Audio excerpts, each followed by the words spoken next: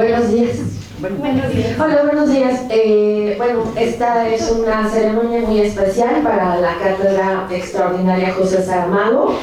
Es la ceremonia de premiación del concurso de ensayo, un acercamiento a José Saramago, que fue una iniciativa para el bachillerato de la UNAM.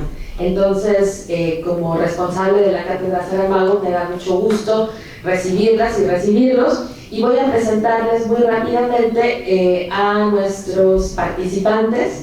Esta ceremonia pues es especial porque queríamos que fuera así un momento muy bonito para ustedes, que son nuestros ganadores. Entonces tenemos la presencia de Lisa Fernández, que es agregada cultural de la Embajada de Portugal en México. Tenemos la presencia de la secretaria académica de la Facultad de Filosofía, la maestra Flavia Tudela, y en nombre del jurado tenemos a Rocío Martínez Díaz, que es profesora en la Universidad Autónoma de la Ciudad de México. Como invitado muy especial tenemos al escritor portugués Bruno Vieira Amaral, que es la persona que va a entregar los premios. Él vino a la Feria del Libro de Guadalajara, entonces aprovechamos esa visita para que fuera así una figura emblemática para dar el premio. Le voy a dar la palabra en primer lugar a Flavia Tudela, que va a hablar en nombre de la facultad. Muy buenas tardes. Saludo a quienes me acompañan el día de hoy en la mesa. Bruno Vieira, escritor, crítico, traductor, literario, quien además nos ofrecerá generosamente una charla al terminar esta ceremonia de premiación. A Luisa Fernández, agregada de Educación y Cultura de la Embajada de Portugal. Rocío Martínez Díaz, representante del jurado de este concurso, y a Madelia Miranda, querida profesora de nuestra facultad y responsable de la Cátedra Extraordinaria José Saramago. Es para mí un honor, a nombre de la directora de la Facultad de Filosofía y Letras, la doctora María Frances Rodríguez Van Gor, darles hoy la bienvenida y pues encontrarnos para reconocer el talento, la sensibilidad y la dedicación de las y los jóvenes que participaron en este concurso de ensayo. Bajo un lema, un acercamiento a José Saramago, esta convocatoria buscó abrir un espacio para dialogar con la obra de uno de los autores más lúcidos y comprometidos de nuestra lengua. Saramago nos invita siempre a cuestionar, a mirar más allá de lo evidente, a interrogarnos sobre la justicia, la memoria, la dignidad humana y el papel de la imaginación en la construcción de un mundo más habitable. Hoy celebramos que desde el nivel bachillerato, nuestras y nuestros estudiantes se atrevan a entrar a un territorio crítico que exige pensar, interpretar y escribir. Cada ensayo recibido representa un gesto de valentía intelectual, una voluntad por entrar en una conversación con la literatura y con los dilemas éticos y sociales que ella despliega. Felicitamos profundamente a quienes hoy reciben un reconocimiento. Jade Yajaira Navarro Correa, en representación del Colegio de Ciencias y Humanidades, y Ángel Santiago Guzmán, representando a la Escuela Nacional Preparatoria, quienes resultaron ganadores. Su trabajo destaca no solo por la calidad de la escritura, sino porque muestra una lectura atenta, creativa y personal de la obra de Saramago. Que este premio sea el comienzo de un camino en el que la palabra escrita siga siendo un instrumento de reflexión, de búsqueda y de libertad. Agradecemos también al jurado calificador, integrado por académicas y académicos, que con rigor y con generosidad le dedicaron tiempo a leer y calificar los ensayos recibidos. Y así también agradecemos a la Escuela Nacional Preparatoria y al CCH por su colaboración y entusiasmo en la participación de este concurso. En la universidad creemos firmemente que la literatura no solo se estudia, se vive, se piensa, se discute, se escribe. Por ello, iniciativas como esta fortalecen nuestro compromiso con una educación humanista, crítica y abierta al mundo. A todas y todos quienes participaron, nuestro reconocimiento y nuestra gratitud. La Facultad de Filosofía y Letras celebra su creatividad, su dedicación y la promesa que cada una de sus voces representa para el futuro de la cultura y del pensamiento. Muchísimas gracias y muchas felicidades.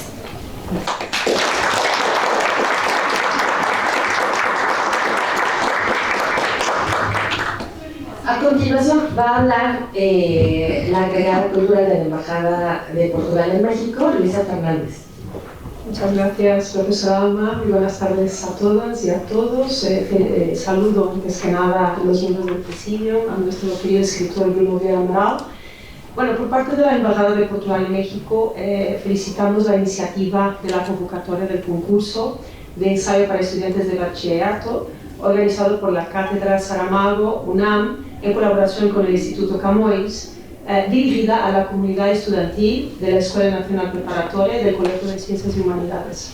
Esta convocatoria ha sido de gran importancia para la difusión de la obra de José Saramago entre los jóvenes, al promover un primer acercamiento profundo a la obra y al pensamiento del Premio Nobel de la Literatura en lengua portuguesa, incentivando a las nuevas generaciones a leerlo, interpretarlo y dialogar con sus ideas.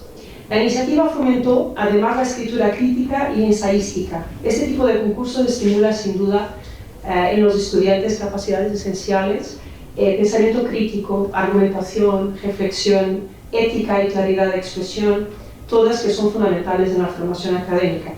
Asimismo, esta acción contribuye sin duda a ampliar el alcance de la lengua y cultura portuguesas en México, reforzando el papel de la Cátedra José Saramago como un espacio de diálogo literario. Finalmente, la convocatoria favoreció la participación estudiantil y la construcción de una comunidad académica interesada en la lengua y cultura portuguesas. Termino felicitando a los premiados y pasando la palabra. Muchas gracias.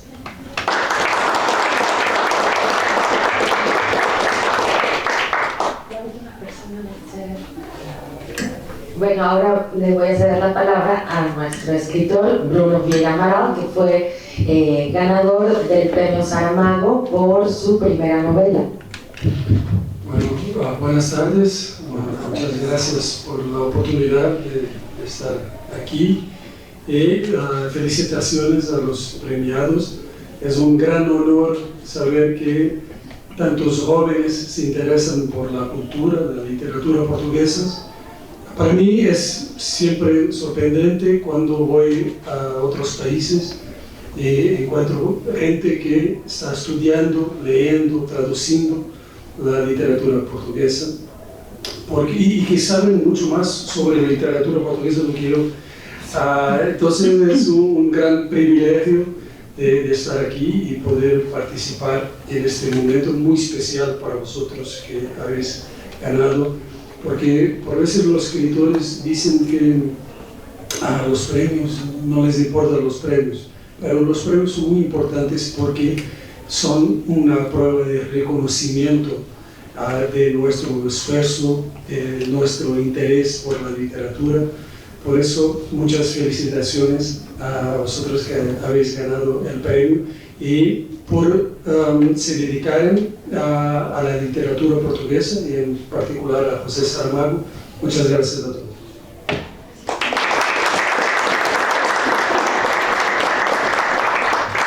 Bueno, ahora finalmente en nombre del jurado va a hablar Rocío Martínez Díaz, que es la Saramariana de México, es la persona que más conoce a Saramago.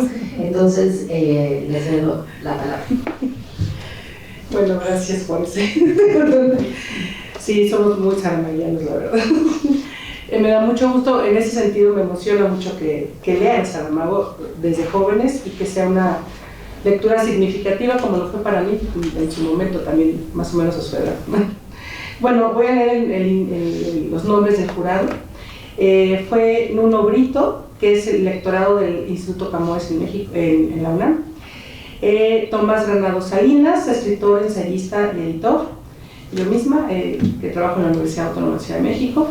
Miguel Antonio Colet, que trabaja en la Cátedra Libre José Saramago de la Universidad Nacional de Córdoba, Argentina. Daniel Zavala Medina, de la Universidad Autónoma de San Luis Potosí, Premio Bellas Artes de Ensayo Literario José Revueltas 2018. Todos leímos los textos, y es muy interesante cómo interpretaron los dos cuentos. Cabe mencionar que el ensayo solo abarcaba 2 cuentos, o Centauro o el cuento de la isla desconocida. Y bueno, por parte del Colegio de Ciencias y Humanidades, el comentario de por qué ganó, el título es Autopsia del rechazo, escrita por Jade Navarro Correa. Dice: se trata de un ensayo fluido, inteligente y ameno. Está escrito con una prosa que plantea en diversos momentos una serie de preguntas interesantes. Estas o son respondidas de manera sugerente en el texto o invitan al lector a reflexionar en lo planteado. Consideramos que justamente es el tipo de lectura que le hubiera gustado a Saramago. Las y los jóvenes indagando los significados y posibles simbolismos de su relato Centauro. Bueno, y luego el otro también. Y el ganador de la Escuela Nacional Preparatoria, que es, bueno, Jade es del plantel Oriente, y de la Escuela Nacional Preparatoria lo ganó Ángel Santiago Guzmán del plantel 6 Antonio Caso, y se llamó Navegar hacia uno mismo, identidad y libertad en el cuento de la isla desconocida. Se trata de un trabajo inteligente y muy bien escrito. A lo largo del ensayo identifica e interpreta los principales elementos simbólicos del relato, el cuento de la isla desconocida. Estos análisis nos van mostrando los papeles, las posibles intencionalidades del Saramago al construir su trama. Lo anterior hace de este ensayo una agradable invitación a revisitar el texto ficcional con la guía de lectura propuesta por este joven autor. Muchas felicidades a los dos.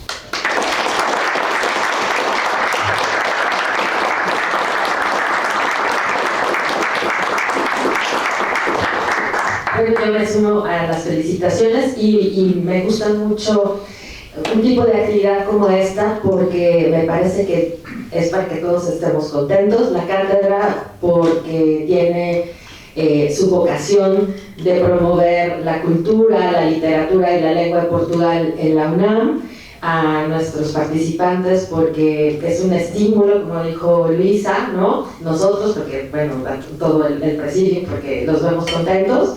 Y entonces ahora sí vamos a proceder a la entrega de los premios.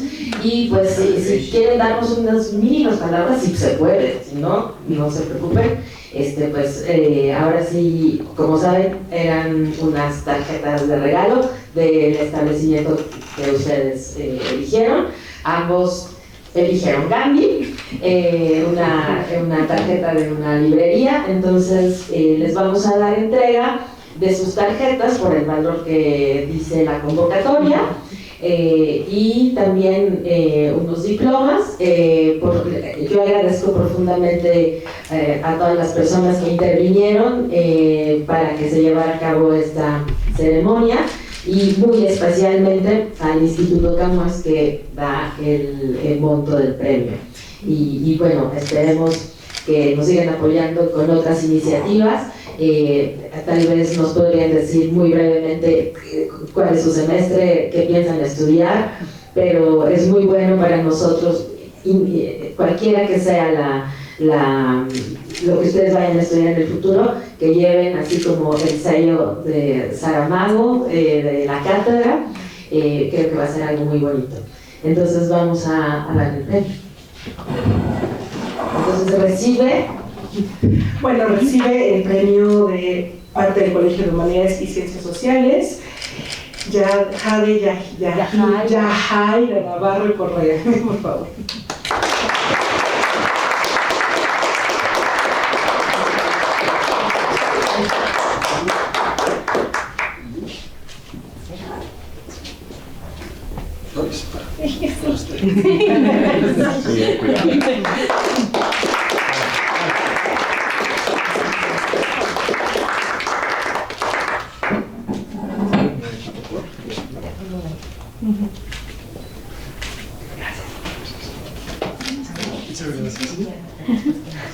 Y por parte de la Escuela Nacional Preparatoria, Ángel Santiago Guzmán.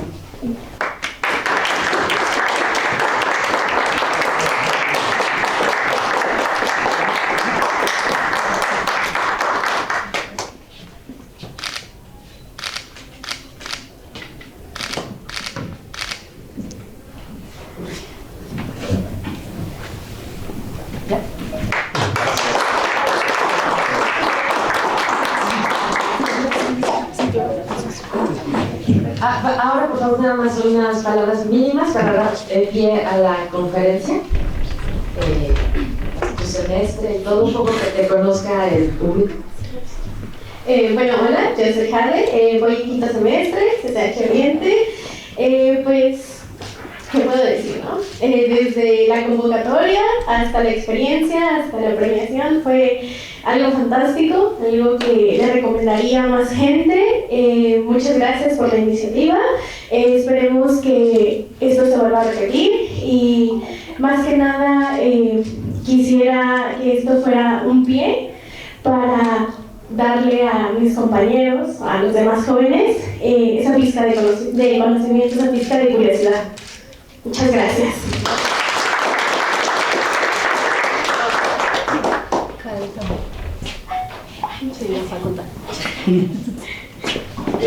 Mi nombre es Ángel, estudio en la Escuela Nacional Preparatoria número 6. Voy en el último año, ya estoy por salir, igual que Jade. Desafortunadamente, bueno, esta es la primera vez que vengo a la Facultad de Filosofía y Letras y me gustó mucho. Desafortunadamente, creo que hasta ahora el plan pues no es estudiar aquí, pero sin embargo siempre me ha gustado mucho la lectura y creo que es algo que siempre durante toda mi vida voy a llevar como algo simultáneo a mi vida profesional. O sea, de verdad está muy arraigado en mí. Y bueno, igual estas convocatorias, estos concursos, de verdad que fomentan la lectura y todo lo que ustedes dijeron en nosotros, y creo que es muy importante en nuestra edad. Y bueno, yo igual agradezco a todos por estar aquí y por hacer estos concursos que nos apoyan mucho a nosotros los jóvenes.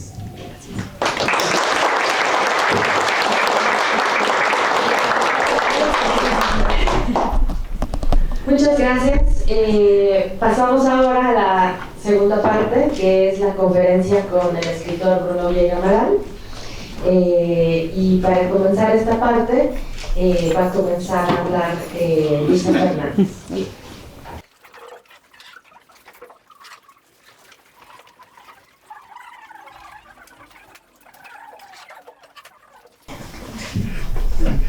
Pues muy buenas tardes de nuevo. Empiezo ahora pues con la biografía de Bruno Vieira Amaral, presentándole a los presentes.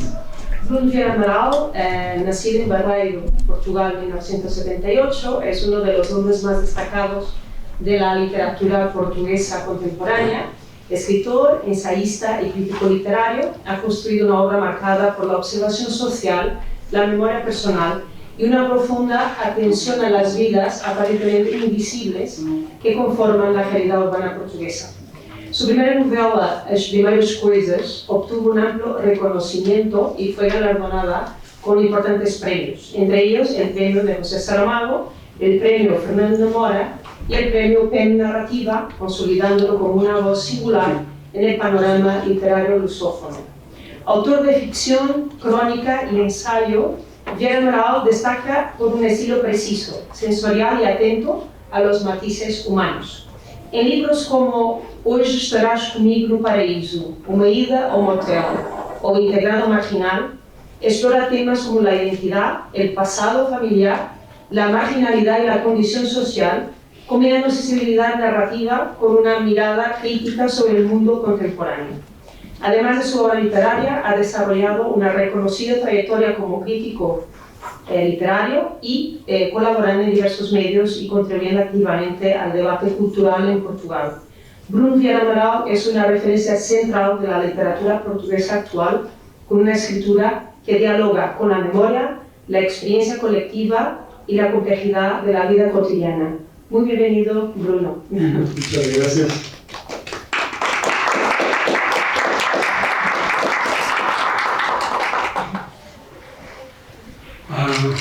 Vou falar em português.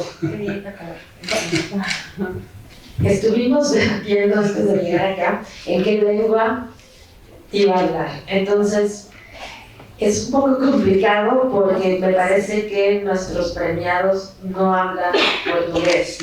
Entonces, bueno, puede ser en español. Y si alguien quiere hacer la pregunta en portugués, entonces él responderá en portugués. ¿Sí? ¿Puede ser? Sí. Bom, muchas gracias por la invitación y por estar aquí hablando sobre mis libros y sobre la literatura portuguesa. Para mí, estas oportunidades son siempre un privilegio. Donde quiera que me puedo ir en otros países, llevar no solo mis experiencias como lector y escritor, pero también mi experiencia personal, mis vivencias y divulgar, dar a conocer la literatura, más de la literatura portuguesa contemporánea que, claro, que tiene como gran referente a José Saramago, que se ha volvido, creo que, uno de los dos escritores portugueses verdaderamente universales en el siglo XX, después de Fernando Pessoa, porque donde quiera que yo vaya, siempre alguien que habla de Saramago. Hace unos años estuve en Nueva York hablando en un festival en lo cual no solo estaba yo como escritor portugués, en una charla con otros escritores europeos hablábamos de nuestras influencias y yo hablé de escritores latinoamericanos y un escritor polaco brasileño. Polaco habló de Saramago. Eso es una prueba de que Saramago es verdaderamente universal, no pertenece solamente a la literatura portuguesa, sino a la literatura universal. Bueno, mis libros todavía no están traducidos aquí en México, pero sí en España y en Colombia. Las primeras cosas, la primera novela que ha ganado el premio Saramago, y puedo hablar un poco de mis libros y de mi trayecto hasta escribir el primer libro, la primera novela que ha sido publicada cuando yo tenía 35 años. No era ya un joven, y eso es importante porque Saramago creo que sabéis que Saramago sí ha empezado joven a escribir, pero después de escribir su primera novela estuve 30 años sin publicar novelas. Ha trabajado como traductor, periodista, escribió y publicó poemas, poesía, pero no novela.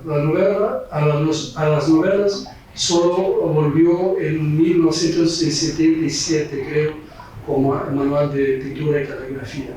Entonces, el premio Saramago fue un incentivo para los jóvenes escritores, porque Saramago quería que los escritores de una nueva generación se pudieran dedicar a la literatura de una otra forma que él mismo no ha podido se dedicar por varias razones y circunstancias.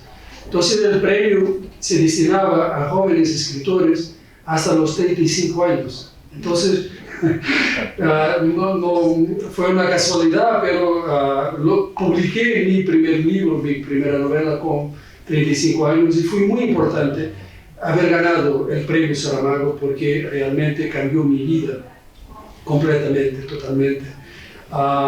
Me dio oportunidad de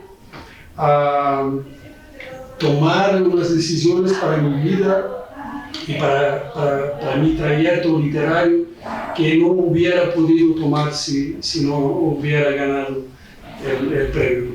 Eso sí fue muy, muy importante para mí, y de alguna manera mi nombre y mi novela se quedaron asociados al nombre de Saramago, que es siempre una forma de despertar la curiosidad de los lectores.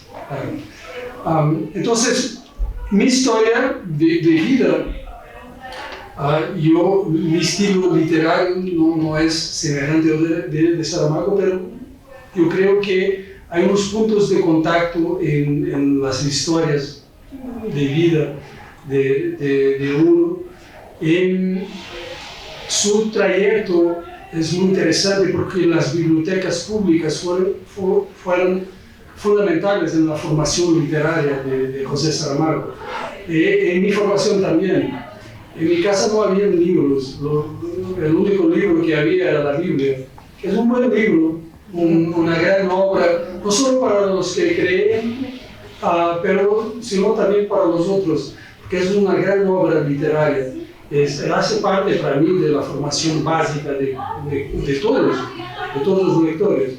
Entonces, pero no había novelas, no había ficción, no había poesía. Bueno, todo eso estaba en la Biblia. Pero no había hábitos culturales de lectura en mi familia. Y fue muy importante para mi desarrollo intelectual, literario, haber una biblioteca en mi barrio, una biblioteca pública. Que ese es un barrio pobre, en las afueras de Lisboa, donde había mucha gente venida de África en los años 70, después de la revolución de los claveles, y también de gente que venía de barrios pobres de Lisboa. Entonces, ese es el ambiente en el cual crecí, donde no se valorizaba propiamente la lectura, los libros, porque la gente estaba más preocupada en sobrevivir, no tanto en leer. Entonces, cuando uno crece en un ambiente de ese, es importante que haya posibilidad de acceder a la cultura de otra forma, sea por la escuela o las bibliotecas públicas, que en mi caso han tenido esa importancia fundamental, igual que lo que sucedió con José Saramago. Esta primera novela, pues, las primeras cosas, es una novela inspirada en mi barrio. Y me decían cuando la publiqué, me preguntaban, y eso es algo de lo que habíamos hablado en los últimos días aquí en México. Si como esa novela yo quise dar voz a la gente que no tiene voz, yo contesto siempre a esa pregunta diciendo no, yo no quiero dar voz porque no pedir la autorización a la gente para hablar por ellas. Lo que hago es de alguna manera alumbrar historias, vivencias, experiencias que se quedan en la oscuridad, pero no es dar voz. Creo que son dos cosas distintas, porque dar voz implica que uno haya de alguna forma pedido autorización para hablar por ello.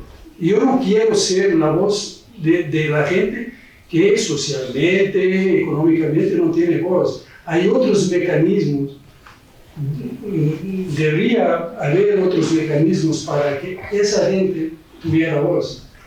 En mis libros procuro, lo que busco es de una forma subjetiva, que es mía, que es personal, enseñar esas experiencias no solo a los lectores portugueses, que también no conocen bien esa realidad, sino a todos los lectores de cualquier parte del mundo. No quiso escribir un libro para la gente de mi barrio o para los lectores portugueses que se van a interesar por este barrio casi exótico de gente pobre. Un día estaba en un club de lectura, ¿sí? con unos lectores y lectoras, y una de ellas me preguntó si yo la pudiera acompañar en una visita por el barrio que había inspirado a mi novela. Yo le dije, no, No hago eso, eso no es turismo, ¿no? Porque esa gente no es unos animales raros que están allí para verlos. ¿No? Y lo que escribí es una transfiguración de la realidad, transfiguración literaria, pero esa gente no es una especie para ser exhibida a la curiosidad ajena. Creo que algunas personas, algunos lectores han leído de esa forma el libro, porque una pregunta que uno hace cuando escribe es: ¿para quién estoy escribiendo? ¿Quién va a leer mis libros? Y la verdad es que la gente que lee no es la gente que está representada en este libro. Es de una u otra escalón social. Social, ¿sí? Y eso es muy curioso, porque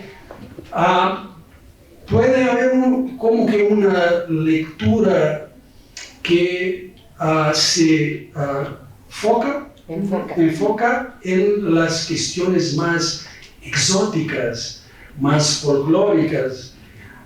Yo lo que buscaba era llegar a la verdad de estos personajes, a sus vivencias, que eran vivencias, experiencias de vida que todavía estaban poco representadas en la literatura portuguesa.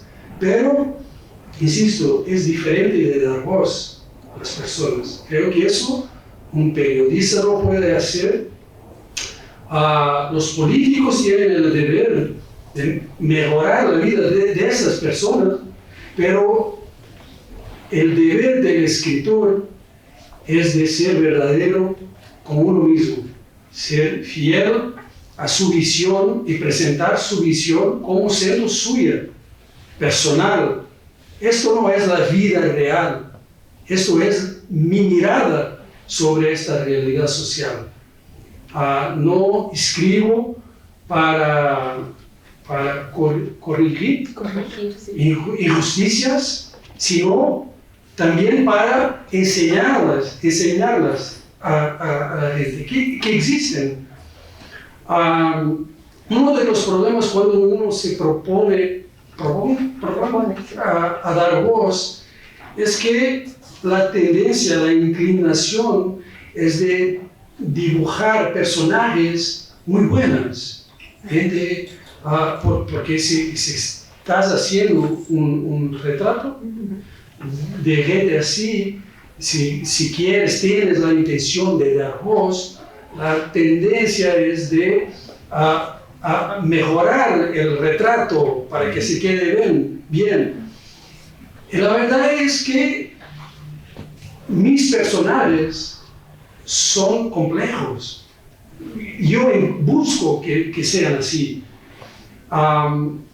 Hubo en Portugal en los años 40, 50 una corriente literaria, creo que en otros países también inspirada en el realismo socialista, que era el neorrealismo, que buscaba retratar los pobres, los excluidos, que por veces terminaba siendo un retrato un poco maniqueísta, negro y blanco de la realidad. De un lado los buenos y del otro lado los malos. Y la vida es muy infinitamente muy compleja, más compleja de lo que esto. Porque hay gente en estos medios, en lo cual, como el barrio donde crecí, que es mala, que hace, que practica hechos que son deplorables. Pero mi intención no es de juzgarlas a esos personajes, sino enseñar sus mecanismos, cómo piensan, porque hacen esto, y no tanto para juzgar y decir, este es bueno, este es malo. Yo no soy en el infierno de Dante. Él decide Dante decide quién se va al infierno, al paraíso, pero para mí solo hay la tierra. Esto es nuestro cielo, nuestro infierno. Entonces, el deber para mí, como escritor, es de enseñar esa realidad sin juzgar a mis personajes. A propósito de mi segunda novela, un periodista me preguntó, bueno, mira, ¿por qué todos los personajes negros en esa novela son criminales? Esa es una novela sobre un primo mío, un joven, un chico negro, que ha venido de Angola en 75-76 para Portugal y ha sido asesinado en mi barrio cuando yo tenía 7 años, en el 85.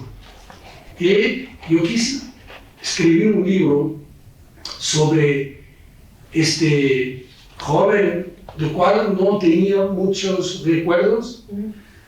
Quise escribir no para lo juzgar, sino para percibir cómo había sido este trayecto de vida que lo había llevado de su país, Angola, para un país, otro país que era Portugal, y cómo fue que llegó a esa noche en la cual lo asesinaron.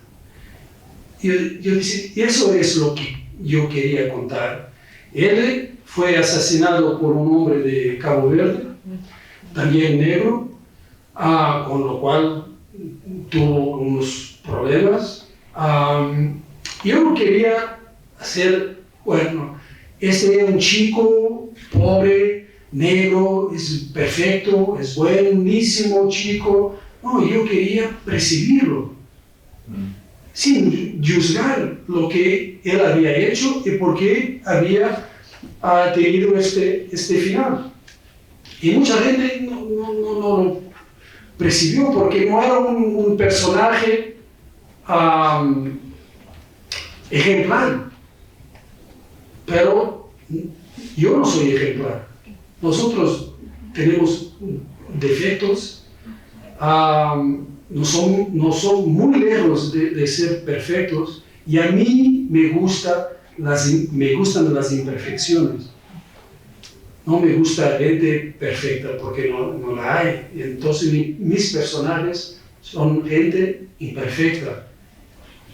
Pero yo creo que cuando uno dedica la atención a un personaje, la atención necesaria para crear un personaje que es diferente de nosotros, que es otra cosa, yo creo que eso es una prueba de amor por el otro.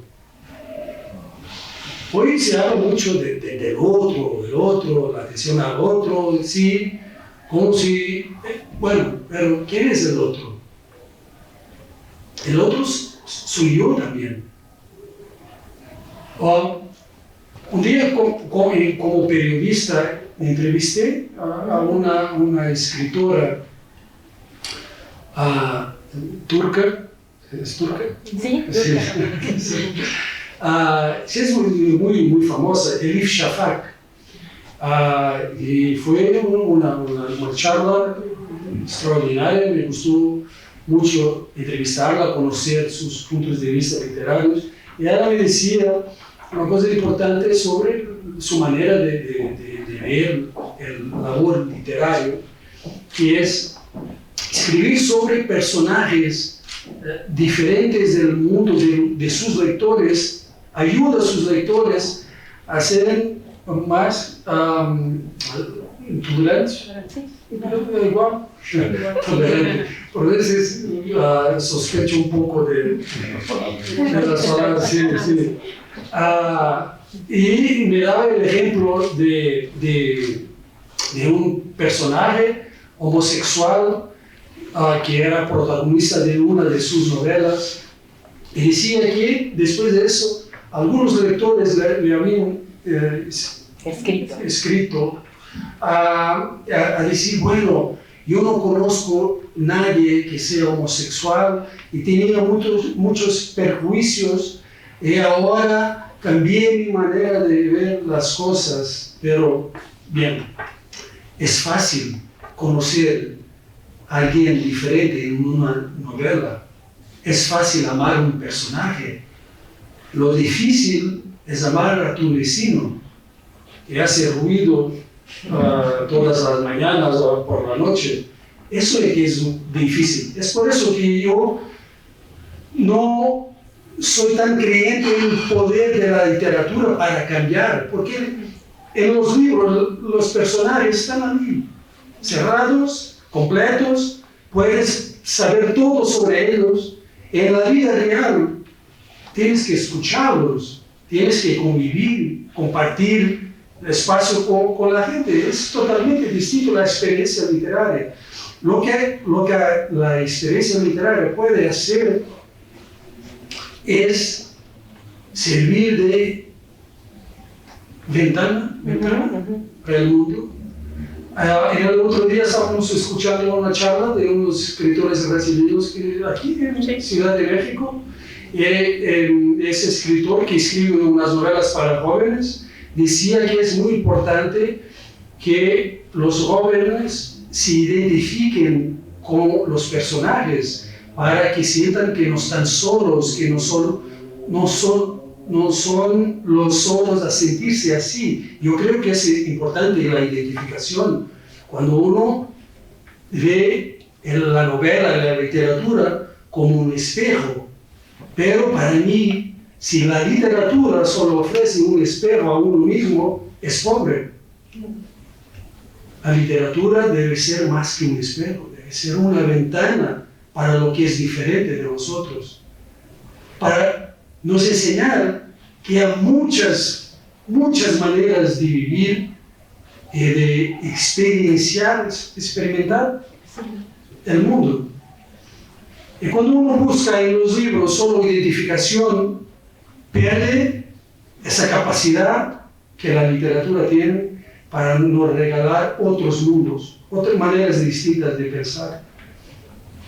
Creo, no lo escribo creyendo que voy a cambiar el mundo, que voy a corregir lo que hay de malo en el mundo, sino para que cada uno en su habitación, cerrado, leyendo en silencio, pueda reflexionar sobre este que está leyendo. Pero puede ser que a él no le guste el libro y lo cierre. Está bien por mí. No creo que sea posible, no es posible ni es deseable que los lectores pierdan esa libertad que tienen, que es el don más precioso del lector, que es el don de cerrar el libro y decir, no quiero leer esto. Esa libertad no es una libertad del escritor, es la libertad del lector. No creo que, y cuando escribo, no estoy predicando, estoy intentando enseñar. Yo mostrar. ¿Sí? ¿Mostrar? Bueno, eso. Sí. No es decir enseñar, no es mostrar. Eso que quiero hacer en mis libros. También en estos días había hablado de una metáfora para el labor literario.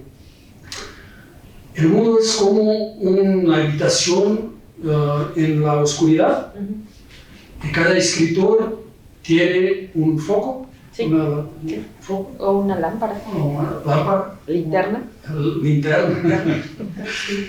Y lo que hace es apuntar, iluminar lo que puede.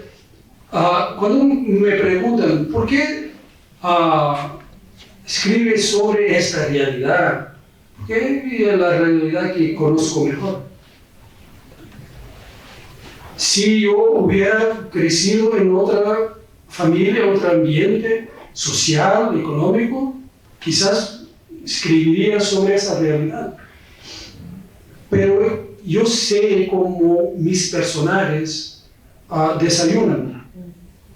Y eso es importante, saber lo cotidiano de tus personajes. Saber lo que hacen en el día a día, cómo lavan la bolsa. La vajilla. La vajilla. Los platos. Los platos, sí. ¿Cómo hacen eso? Las cosas normales. Yo no sé, la gente por veces cree que la realidad de los pobres, de los excluidos, es más real. No es más real. La vida de Cristiano Ronaldo es tan real como la mía.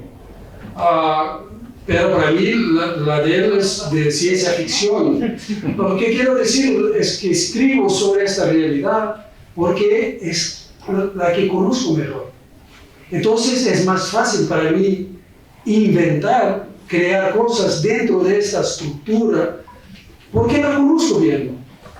No es decir que todo lo que está en mis novelas es inspirado, es una transposición directa de la realidad para las novelas. No. Es una transfiguración, una transformación literaria de la realidad. Hay un libro de un escritor brasileño que me gusta mucho, Nelson Rodrigues, que es un libro de crónicas intitulado La vida como ella es. Pero la vida tal como es, no sé cómo es. Sí, la vida como ella es. Yo no creo que un escritor pueda escribir sobre la vida como ella es, sino como él la ve. Y si fuera honesto, si es honesto, si es verdadero, auténtico, que no tiene la intención de que lo que escribe sea lo universal, una verdad, un dogma, sino su mirada, su verdad subjetiva. Para mí eso es suficiente, porque voy a leer otros escritores con visiones distintas sobre esa u otras realidades, y todos se complementan. Es por eso que es posible a uno le gustar escritores con visiones y estilos literarios tan distintos, porque eso hace parte de la libertad del lector. A los lectores le gustan cosas muy, muy, muy distintas. Entonces eso que busco hacer en mi literatura, busco una verdad filtrada por mi sensibilidad, por mi manera de ver el mundo, en la cual hay una influencia de la forma como crecí, de la gente que conocí, de mi familia, de mi país, de mi lengua, de mi idioma, porque escribo dentro de una tradición, aunque uno escriba para contestar, no es contestar, responder. No. Para renegar, sí, ayúdenme. Está contra. Sí, está contra.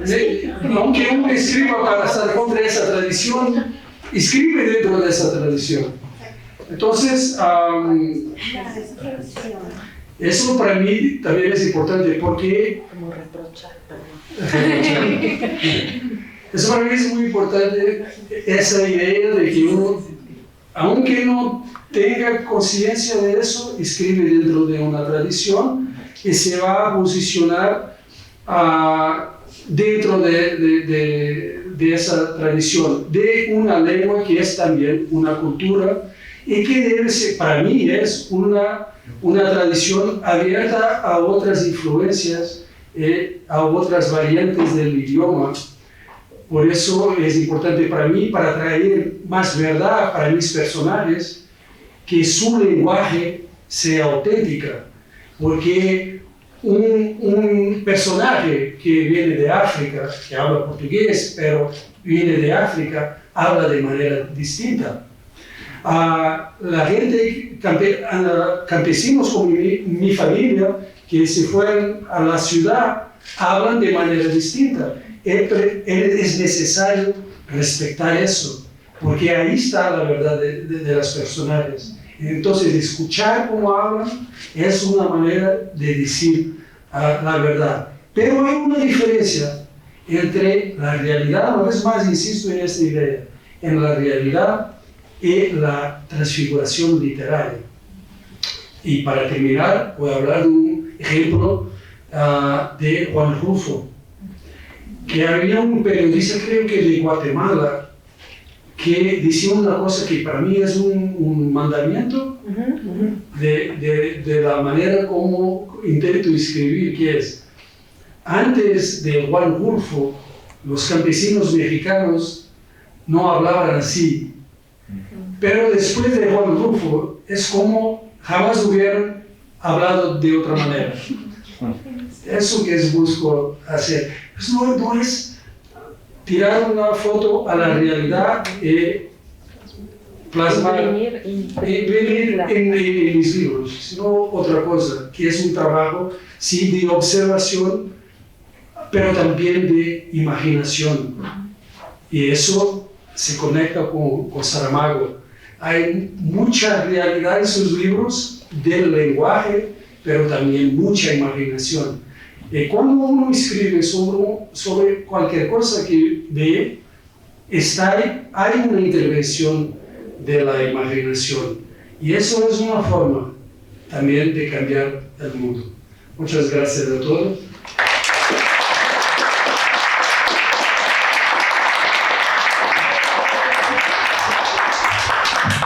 Bueno, abrimos una sesión de algunas preguntas. Yo me voy a animar con una porque escuchando, yo haría la pregunta de el personaje en el cuento o el personaje en las crónicas, porque lo que he hablado ahora es sobre el personaje y lo que representa en la novela. Pero nosotros tuvimos la oportunidad, por la cuestión de la prepa, de distribuir una crónica y distribuir un cuento, y también de traducirlo para un periódico. Aquí está nuestro traductor, uno de nuestros alumnos. Entonces, ¿cómo se establece en esta narrativa esa diferencia? De los cuentos para la novela. Sí, en relación con los personajes. Con los personajes.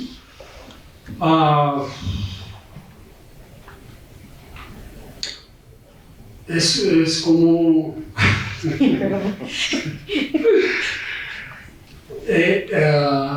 es como... La novela es como jugar fútbol en una cancha para el fútbol de 11. El cuento es la cancha más chiquita. Tienes que decir más con menos espacio. Pero para mí, la esencia del personaje tienes de conocerla, sea en una novela o en un cuento. La diferencia es que la novela te permite unas digresiones que pueden no estar tan enfocadas en el personaje, otras cuestiones que aparecen. Eso es distinto de un cuento. Un cuento es un instante de la vida de ese personaje. Bueno, puede ser un cuento sobre la vida, toda la vida del personaje, pero yo lo veo como un instante, un momento en la vida del personaje. yo creo en el poder de los detalles. Yo hablaba con Luisa el otro día sobre un personaje que es inspirado en un señor, un hombre que un día vi en otro consultorio. Ah, sí, sí. Consultorio, sí. Sí, médico. A ese señor estaba con una chaqueta, pero sin los brazos, solo por los hombros. Ese detalle, para mí, yo no sabía nada sobre el personaje, pero el personaje nació en ese momento en que aquel detalle, yo decía, el personaje es ese detalle, y todo va a se formar alrededor de ese detalle. Entonces, mirar a alguien o imaginar, por veces es suficiente un detalle.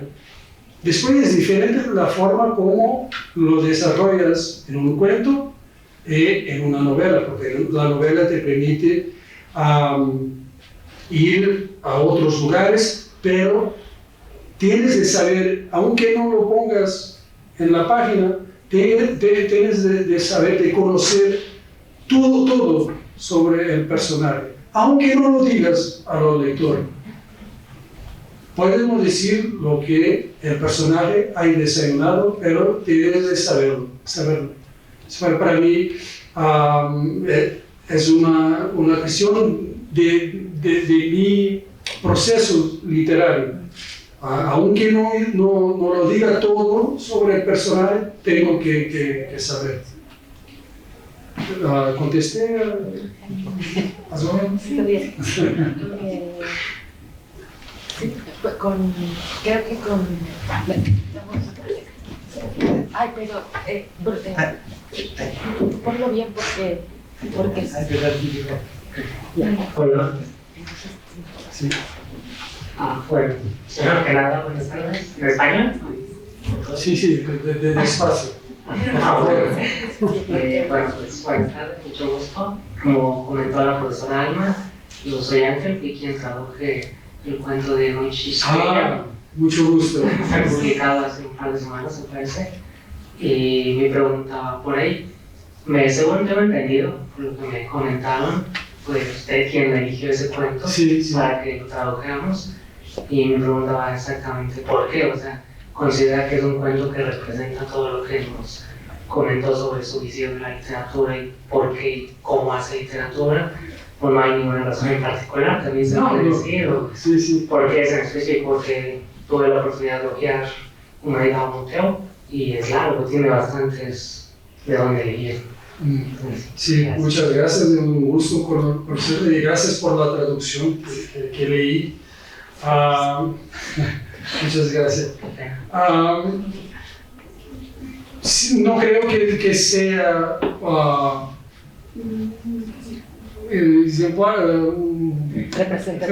representativo de todo lo que escribo. Mis dos primeras novelas son narradas en la primera persona.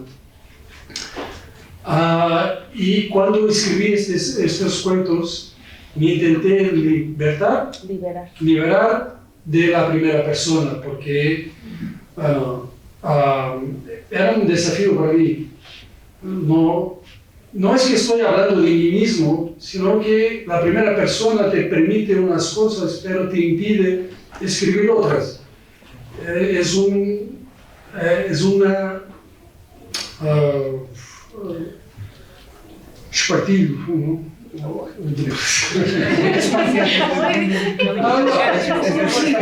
es una limitación. Es algo que te pone en una carrera, carril. Te pone y no puede, es difícil salir sin que tu narración pierda credibilidad. Entonces no puedes decirlo todo cuando estás escribiendo en la primera persona. Yo me quería liberar de ese registro. Y por eso la mayor parte de los cuentos que están en Un Maidão Motel son narrados en la tercera persona. Ese en particular, había otra cuestión. Mis libros tienen muchos personajes femeninos. Mismo las primeras cosas de la novela. Pero el hecho de ser narrado, del narrador ser un hombre, algunas personas cuestionaban, pero es la visión masculina. Bueno, yo no puedo hacer nada, aunque escriba del punto de vista de un personaje femenino. Yo soy lo que soy. No puedo huir de eso. Pero mi intención no era escribir sobre una mujer, era escribir sobre aquel personaje. Por casualidad era una mujer. Y me gusta mucho este cuento por otra razón, porque es un cuento, es una especie de Madame Bovary. Y yo había escrito mucho sobre mi barrio en mis novelas. Y aunque el personaje sea del mismo estrato, nivel social, la referencia literaria era de Flaubert, de otro nivel. Y a mí me gusta mezclar lo que me formó, la cultura popular, lo que la alta cultura dice que es baja cultura. A mí me gusta mezclar esas dos realidades. Entonces escribir una Madame Bovary, un cuento que mezcla esas dos influencias de la cultura popular y de la cultura erudita, para mí es un statement. Una declaración. Sí, lo que me importa es el personaje, pero yo no soy ingenuo. Yo sé, porque escribí sobre libros, hice crítica literaria, sé el impacto que cuando elijo escribir sobre una determinada realidad o buscando una influencia, eso tiene un significado que va más allá del texto puro. Entonces es por eso que elegí ese cuento, que, y ahora tengo que decirlo, parte de una experiencia personal, de haber conocido a una mujer que estaba muy feliz en su matrimonio, que es, bueno, no es algo así tan difícil de encontrar, pero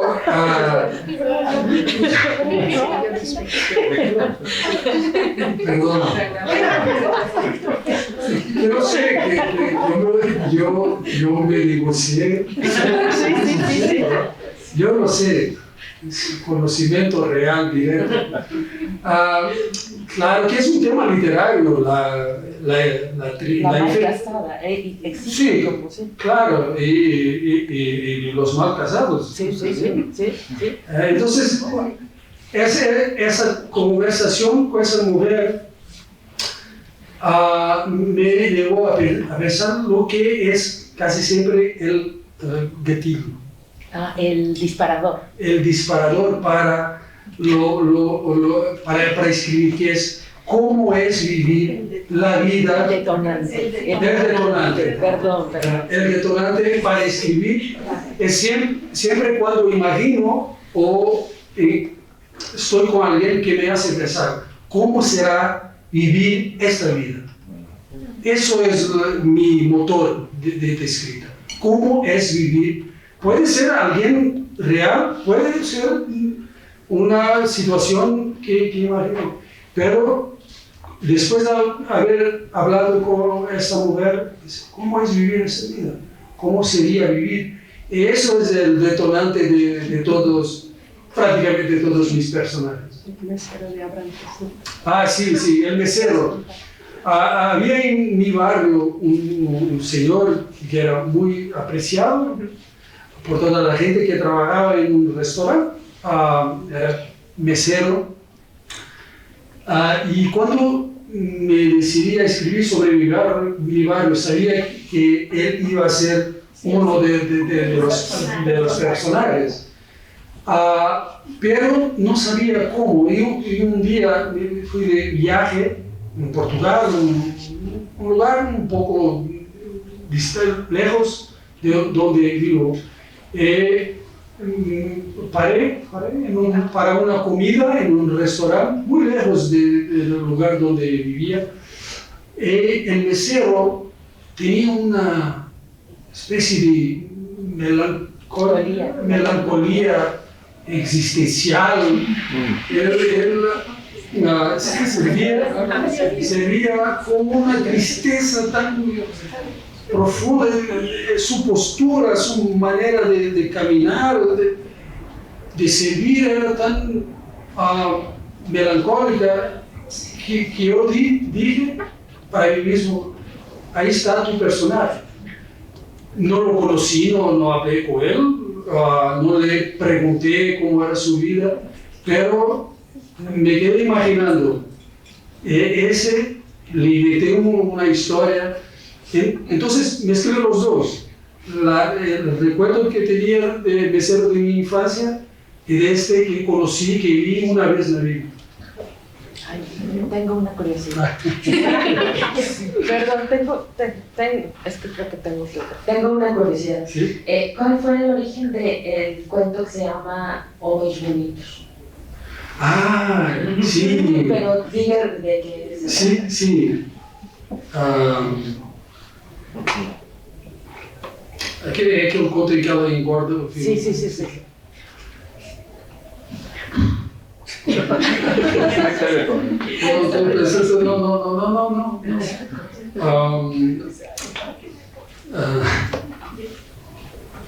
Eu acho que estou a confundir dois contos, mas espera aí.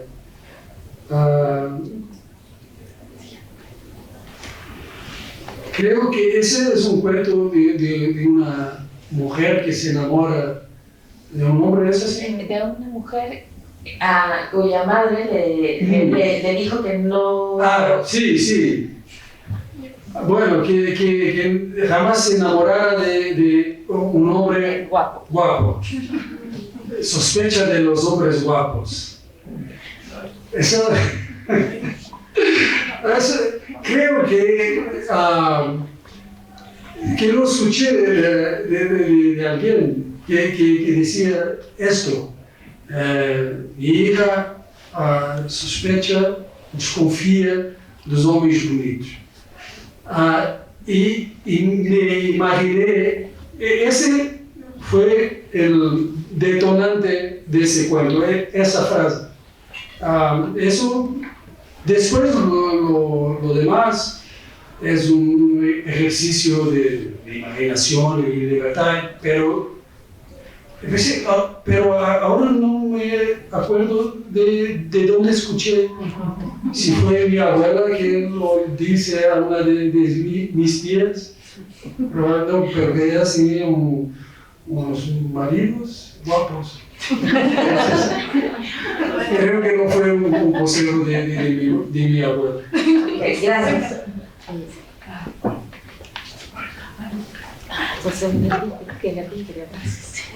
Otra.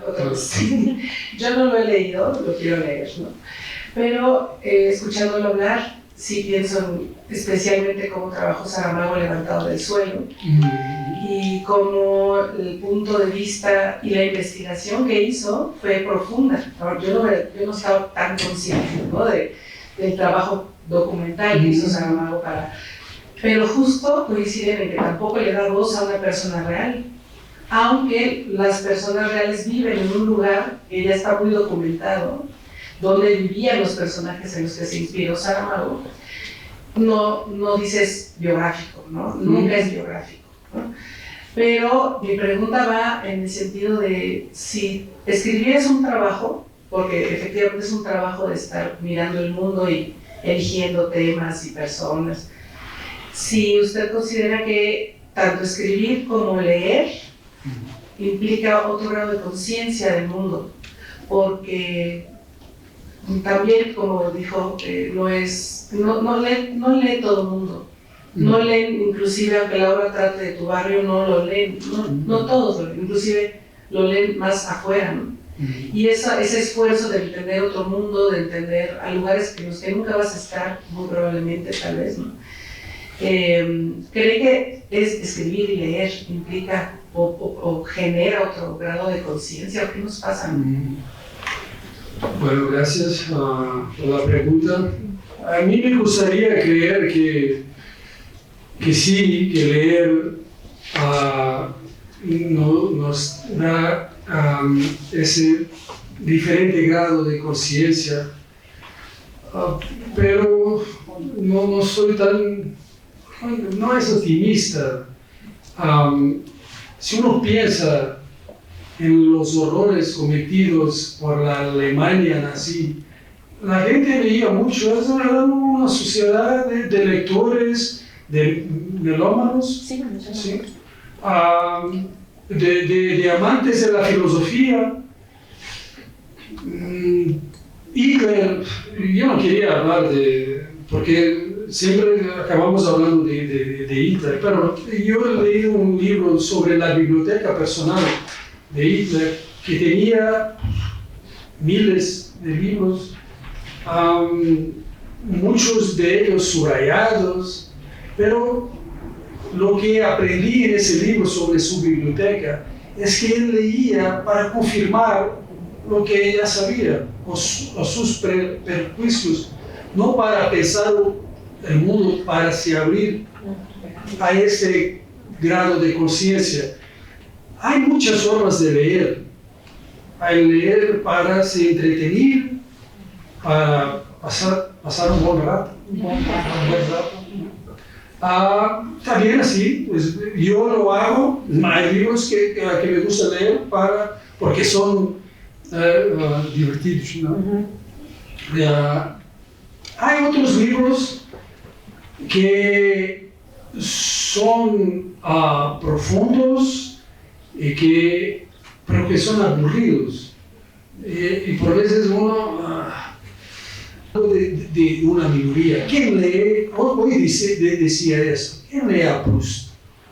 ¿Quién lee a Thomas Mann? Eso no es fácil. Y mismo Saramago no es fácil.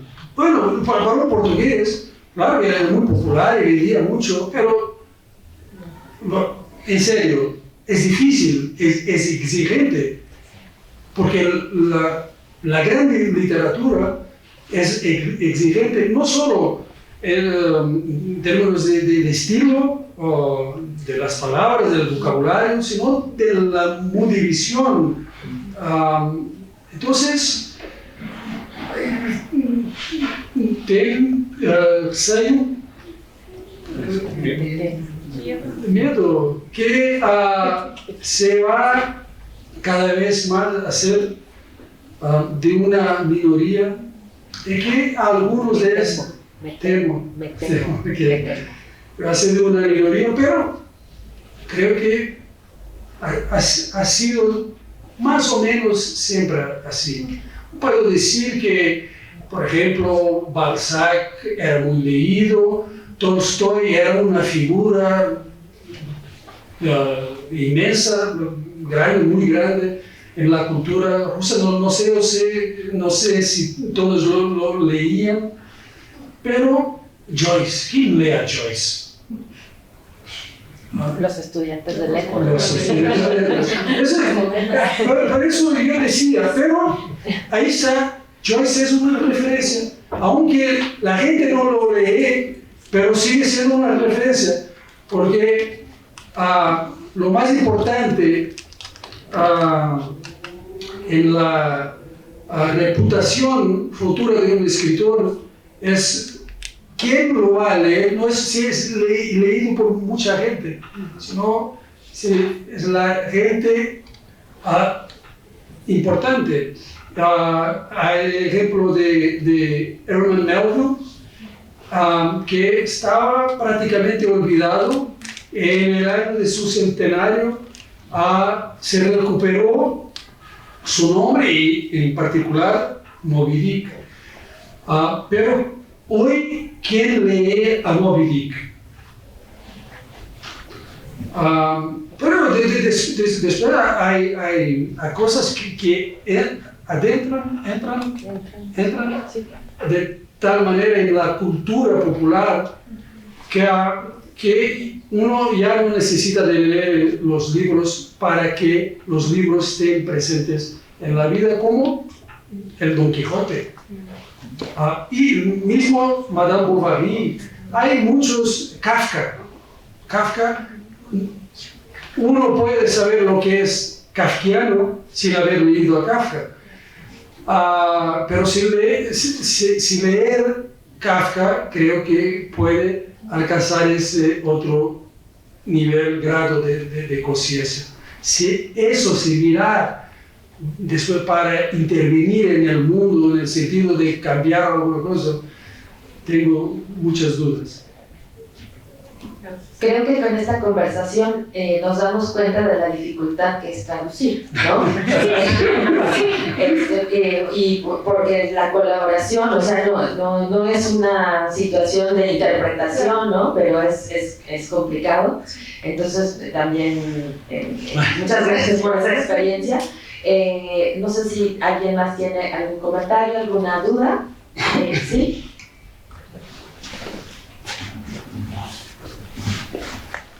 Hola Bruno, muchas gracias por compartirnos todo lo que nos has compartido. Yo no soy un estudioso de las letras y entonces quiero hacerte una pregunta más personal, si me lo permites, y es saber por qué escribes. Has descrito que el escritor alumbra un pedazo del mundo, pero ese ejercicio, en mi experiencia de vida, es muy solitario y al final me doy cuenta que por más que intentemos acompañarnos, siempre estamos solos. Gracias por tu pregunta. Yo creo que es posible estar, aunque en la soledad, estar un poquito menos solo. Y la manera que tengo de hacerlo es escribiendo.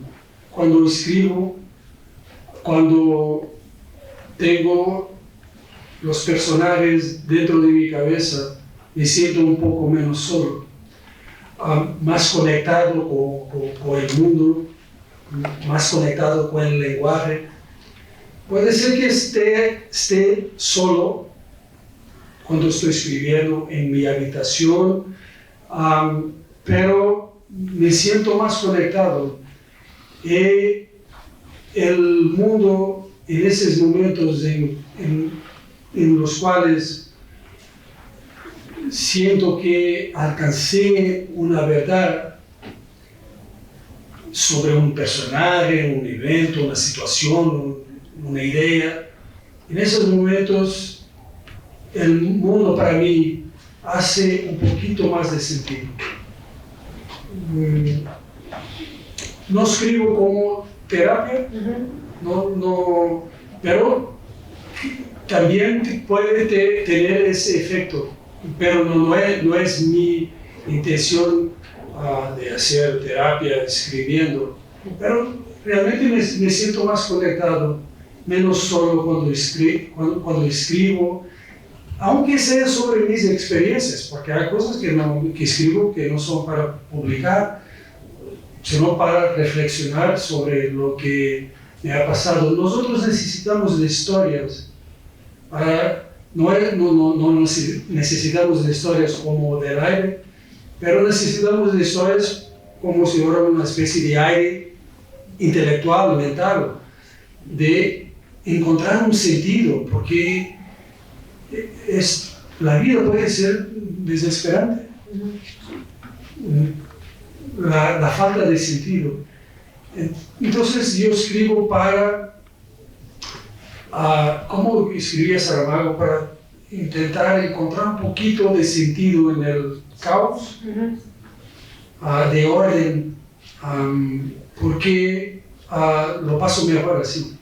Y espero que los lectores, cuando leen mis libros, se sienten un poco menos solos, y que el mundo haga un poquito más de sentido. A ver si me escuchan así. Bruno, ¿cómo fue la experiencia de escribir sobre la biografía de José Cardoso Pires? ¿Y por qué sobre el escritor José Cardoso Pires? Pasando la mirada del yo para una escrita biográfica. Bueno, la escrita biográfica es la mirada del yo. Es la mirada del yo sobre un otro objeto. En ese caso, un escritor. Yo escribí una biografía de José Cardoso Pires, que era uno de los más importantes, más grandes escritores portugueses del siglo XX, que era contemporáneo de Saramago, aunque no fueran íntimos, pero se conocían muy bien. Su reputación era superior a la de Saramago en los años 70.